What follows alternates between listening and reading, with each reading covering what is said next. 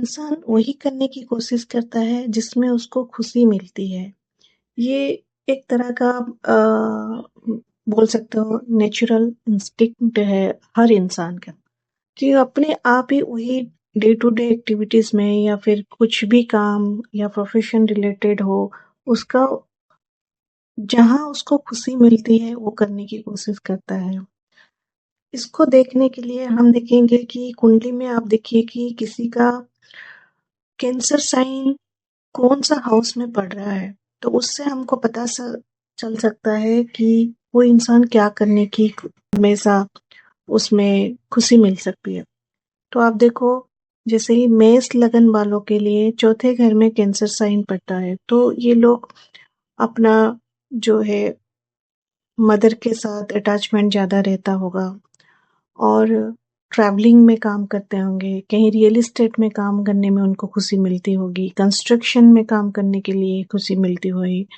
लेकिन एक बार उनको भी अगर आप लोग कमेंट करिएगा, जो भी मेष लगन व्यक्ति है, आप देखो कि कोई भी माता, कोई भी एल्डरली मदर आपको मिलती है, तो जब आप बात करते हो आपको उनसे भी खुशी मिलती है।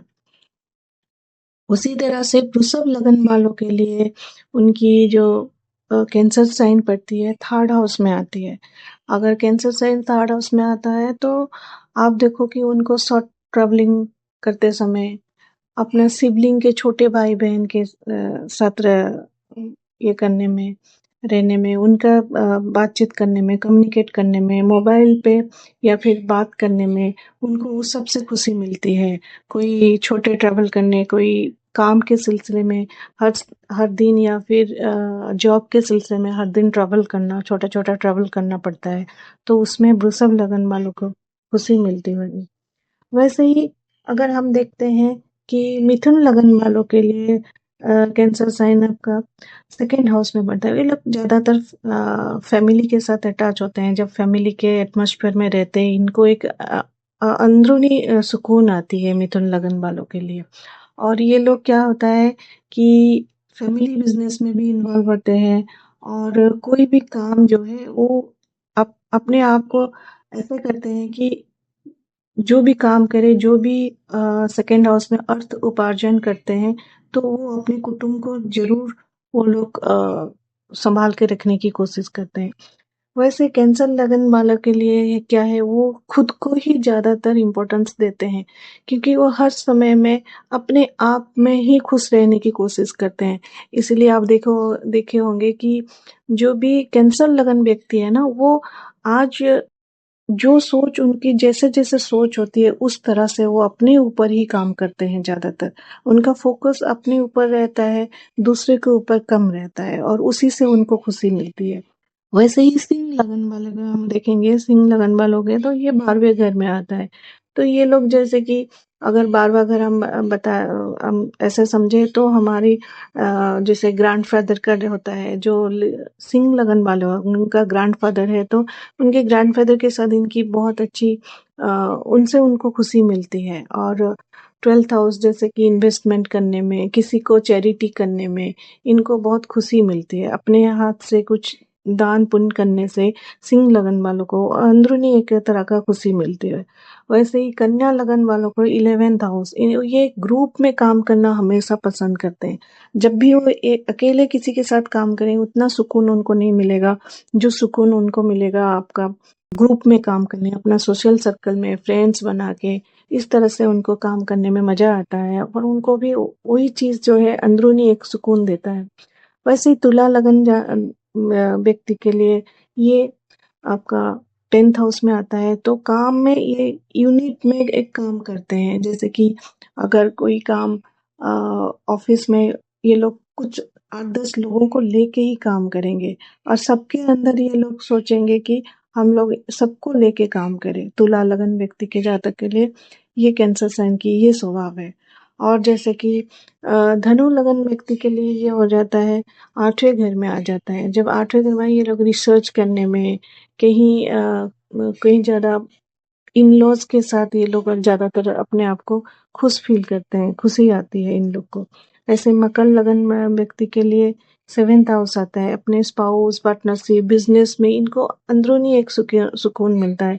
जब वो रेगुलर बेसिस में मकर लगन वाले पब्लिक डीलिंग में रहते हैं, तब एक एक तरह का अलग सुकून होता है। भले वो आप देखो कि भले उनके पास बहुत कुछ होगा, लेकिन वो कुछ ना कुछ हमेशा कोशिश करते हैं, जैसे कि सेल्स में जाए, कुछ ना कुछ एक साइड पर, क्योंकि उन लोगों के साथ जितना उनको इंटरेक्शन रहेगा, उसमें उसको उनको खुशी मिलता है। उसी तरह कुंभ लगन व्यक्ति को छठे घर में आता है, तो ये लोग क्या सोचते हैं कि हम किसी को किस तरह से मदद कर पाए, और किसी को भी कोई भी ट्रबल होगा तो पहले ही कुंभ लगन व्यक्ति आएगा कि उनको हेल्प करने के लिए, और उनको वो जो हेल्प करते हैं उनको उनसे भी अंदरूनी सुकून मिलता है। तो वो उससे खुशी मिलती है उनको, किसी को सेवा देना, सर्व करना, मंदिर में हो, कहीं पे भी वो सर्विस प्रोवाइड करने के लिए कुंभ लगन वाले हमेशा तत्पर रहते हैं। वो भी किसी की पीड़ा नहीं देख सकते, अगर पीड़ा उनको पता चला तो वो अपने आप आगे आते हैं उनका सेवा करने के लिए। वैसे ही मीन लगन वालों के लिए मैं ये बोल सकती हूँ, इनका 5वें घर में ये आता है, तो ये लोग एंटरटेनमेंट, क्रिएटिविटी, रोज कुछ ना कुछ क्रिएटिविटी में इनको आनंद मिलती है, उनको अंदर के सुकून मिलते हैं, कुछ नया सीखने का इनका चाहत बहुत होता है।